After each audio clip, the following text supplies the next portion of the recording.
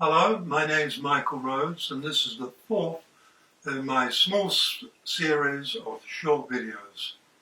And I'm talking about metaphysics. What is metaphysics, you might ask? Metaphysics is the spirit of the physical. It's the unseen, the unrealized. In other words, we see the physical form, and we assume, like we see a person, we see a dog, we see a tree, and we get very much involved with the physical form. Understandably, that's what our eyes see. But our eyes see only about 1% of all it is. And so what is it their eyes do not see? And that is a metaphysical, beyond the physical. Really, that's what it means. And when you see a person, you see that body, but that's not who they are. You're simply seeing who they appear to be. In other words, consciousness draws to itself physical form through which to express. Now, the expression is consciousness. We don't see the consciousness, we see the physical form. And I could follow on that for another hour talking about that, but that's not really what I'm here to talk about. So we get caught up in the physical form. We don't see the consciousness of that people, although they express the consciousness in their behaviour, in the way they are, in their personality. That's all expressing the consciousness. But we don't see that. We only see the expression. So now on this planet we have something called the COVID-19 disease. So what is a disease? Well, it's interesting, isn't it? Because when you get the great masses of people, you get a lot of negative thinking. You get a lot of impatience. A lot of this is born in a city. Now, in no way is this a criticism or a judgment. But cities are full of people who are very, very busy. They're doing their thing. And they don't like it if you tread on their feet, for instance. They don't mind treading on yours, but they don't like to be trodden on. And then they get impatient. And so a lot of those people start their day not well at all, because they don't like the job they're doing.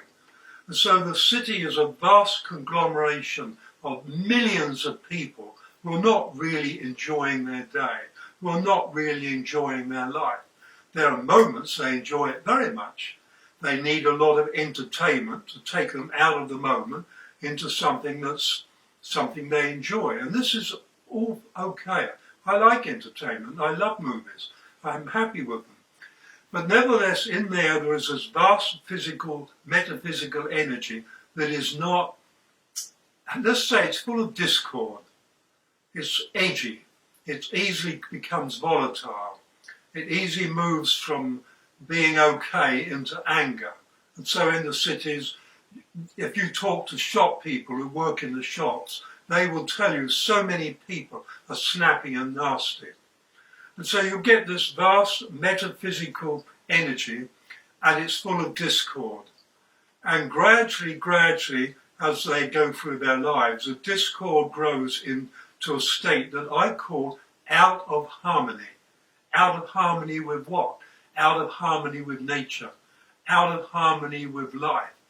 Out of harmony with balance. Imbalanced. And so out of harmony, another word we have for out of harmony is dis-ease.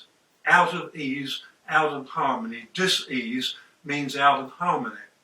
And so then something comes along like a flu virus or something like that, or a bacteria, and it reaches the bodies of these people and all have a common energy.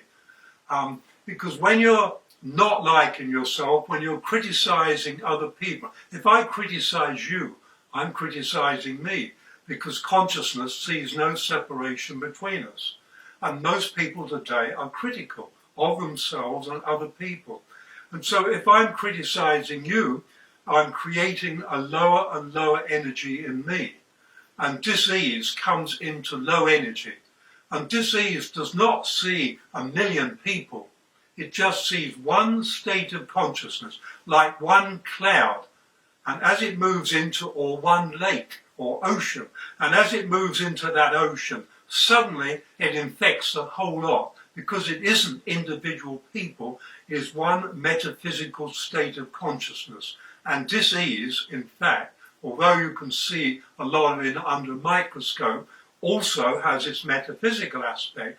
And so dis-ease comes in and spreads everywhere they're out of harmony. Every person.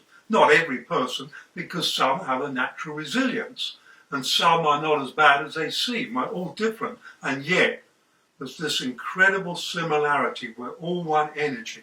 We're all consciousness that draws the form. And when you're incredibly critical, gradually you bring discord into the cells of your body, and gradually your cells become more and more toxic. And at a certain toxicity, they attract this dis-ease. The viruses are in your body beforehand. Every one of us is filled. Your immune system is based in having viruses in your body.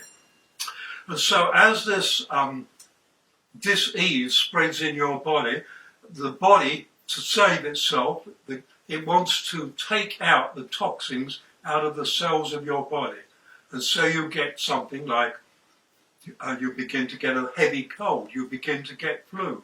And you begin, in fact, not to create toxin, but to detox.